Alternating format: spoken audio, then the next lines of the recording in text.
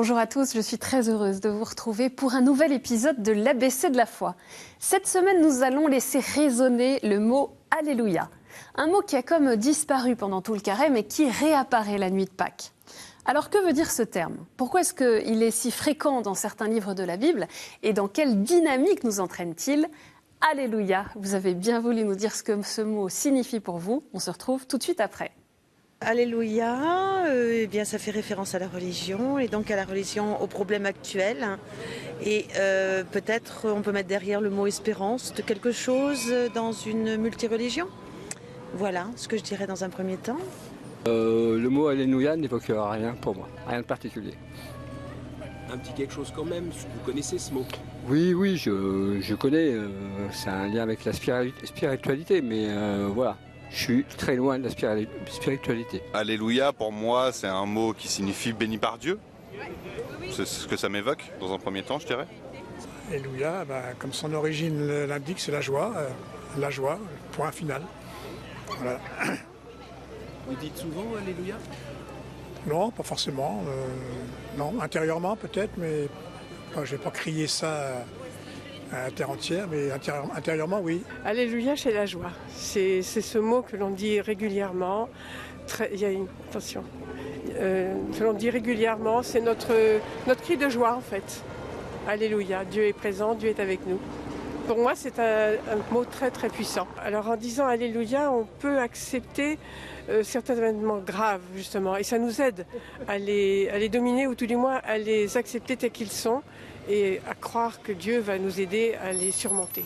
Ça me fait penser à Pâques, puisqu'on attend le retour de ce mot pendant tout le carême et on est extrêmement joyeux de le retrouver à Pâques, dans les champs, dans les antiennes, un peu partout.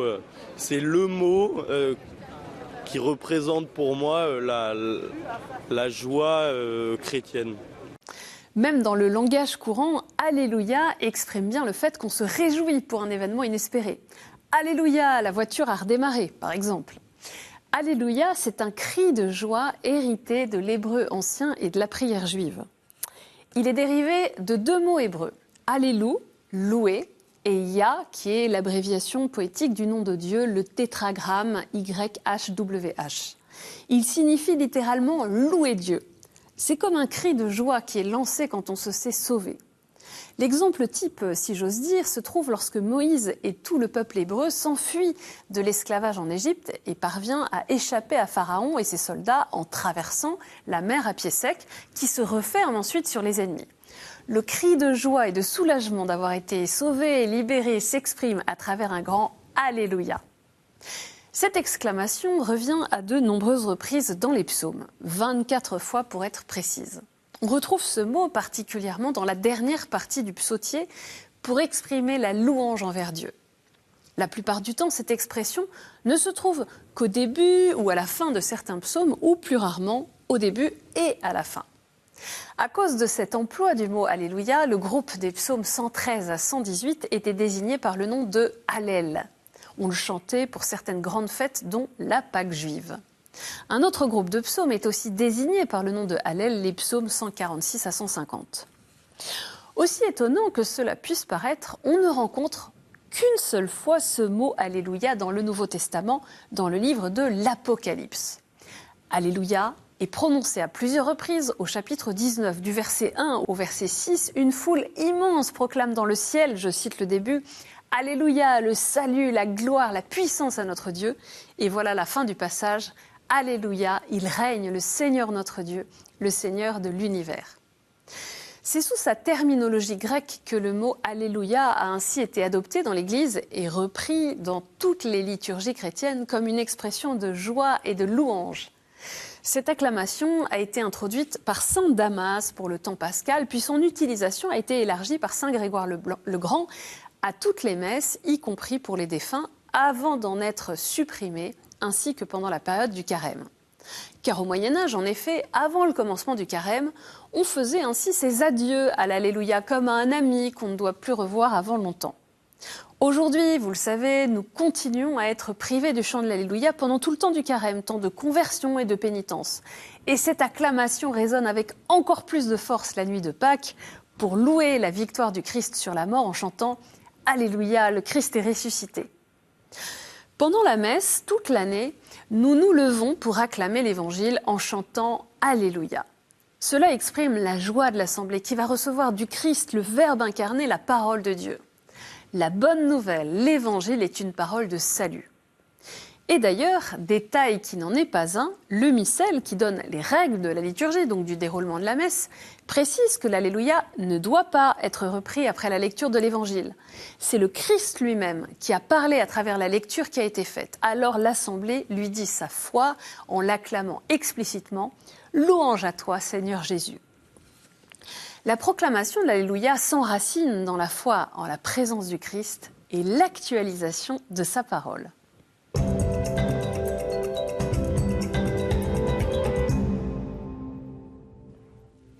Parmi les différentes caractéristiques de la prière, la louange fait partie des attitudes fondamentales du croyant. La prière des psaumes est d'ailleurs toujours portée par la louange. C'est ce qui a donné le titre du psautier juif, les louanges. Car il fait non seulement entendre l'appel à la prière, mais il en chante aussi la réponse. Alléluia, Alléluia, c'est-à-dire louer le Seigneur. Des traits constants traversent les psaumes. La simplicité et la spontanéité de la prière, le désir de Dieu lui-même à travers, et avec tout ce qui est bon dans sa création, la situation inconfortable du croyant qui, dans son amour de préférence pour le Seigneur, est en butte à une foule d'ennemis et de tentations, et dans l'attente de ce que fera le Dieu fidèle, la certitude de son amour et la remise à sa volonté. Saint Ambroise s'émerveille ainsi face à la beauté des psaumes et ce qu'ils nous permettent de vivre quand nous les prions. Qu'y a-t-il de meilleur qu'un psaume ? C'est pourquoi David dit très bien « Louez le Seigneur, car le psaume est une bonne chose. À notre Dieu, louange douce et belle. » Et c'est vrai, car le psaume est bénédiction prononcée par le peuple, louange de Dieu par l'Assemblée, applaudissements par tous, paroles dites par l'univers, voix de l'Église mélodieuse, profession de foi. À travers la louange, l'homme, la femme célèbre, acclame la grandeur et la bonté de Dieu. La prière de louange est théocentrique parce qu'elle chante Dieu pour lui-même et lui rend gloire au-delà de ce qu'il fait par ce qu'il est tout simplement. Notre vie entière doit tendre à devenir une louange à la gloire de Dieu. Et tous nos actes en faveur du royaume sont d'ailleurs des louanges au Seigneur. Quand nous contemplons le Christ dans les évangiles, nous pouvons voir qu'il bénit et qu'il loue son Père avant tout pour ce qu'il est. Je te bénis, Père, Seigneur du ciel et de la terre, d'avoir caché cela aux sages et aux intelligents et de l'avoir révélé aux tout petits, dit Jésus au chapitre 11 de Matthieu. Alors que Jésus rencontre une certaine hostilité dans les villages sur le lac, il peut se réjouir parce qu'il sait que Dieu est le Seigneur du ciel et de la terre, mais aussi parce qu'il demeure son Père. C'est l'expérience des saints et des saintes qui nous montre qu'on peut toujours louer Dieu, dans le bonheur comme dans les épreuves, parce que Dieu est l'ami fidèle et que son amour ne nous fait jamais défaut. La prière de louange, nous dit le catéchisme, participe à la béatitude des cœurs purs qui l'aiment dans la foi avant de le voir dans la gloire. La louange intègre les autres formes de prière et les porte vers celui qui en est la source et le terme, le seul Dieu, le Père de qui tout vient et pour qui nous sommes faits.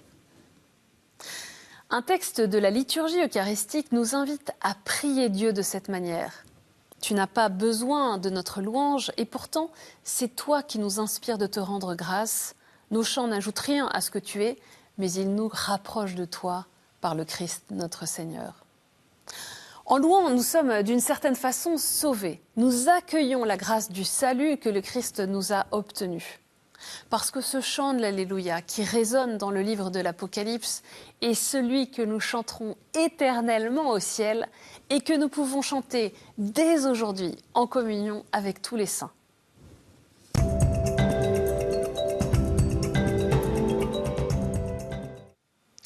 Comment laisser résonner l'Alléluia dans nos vies ? Première proposition, et si nous mettions un Alléluia permanent au fond de notre cœur ? Pour ça, vous pouvez chercher une mélodie d'Alléluia qui vous plaît, l'écouter, la fredonner, et avoir ainsi au long de la journée cet hymne de louange qui résonne intérieurement. Et si nous faisions aussi l'expérience de louer Dieu chaque jour pour ce qu'il est?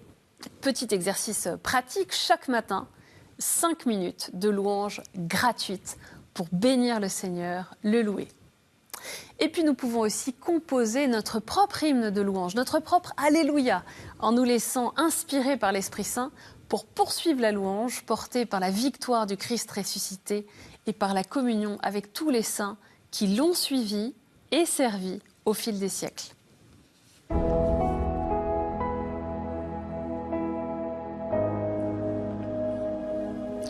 Au nom du Père et du Fils et du Saint-Esprit. Amen. Alléluia Seigneur, sois béni, sois glorifié. Nous voulons proclamer tes bontés, car éternel est ton amour. C'est toi qui as créé le ciel et la terre, et c'est toi qui me crées maintenant, et qui prends soin de chacun de nous avec amour. Tu es le Dieu fidèle, Alléluia. Si je traverse les ravins de la mort, si je suis écrasé par la honte ou le désespoir, tu demeures à mes côtés. Tu es vainqueur de tout mal. Tu triomphes des forces de la mort et tu m'entraînes avec toi dans cette victoire. Alléluia. Terre et ciel sont unis dans une seule louange et cette louange proclame à jamais tes bontés. Alléluia. Amen. C'est la fin de cette ABC de la foi sur le mot Alléluia. Vous pouvez bien sûr retrouver cette émission sur notre site internet ktotv.com en replay et en podcast. N'oubliez pas de le partager sur les réseaux. Merci encore pour votre fidélité.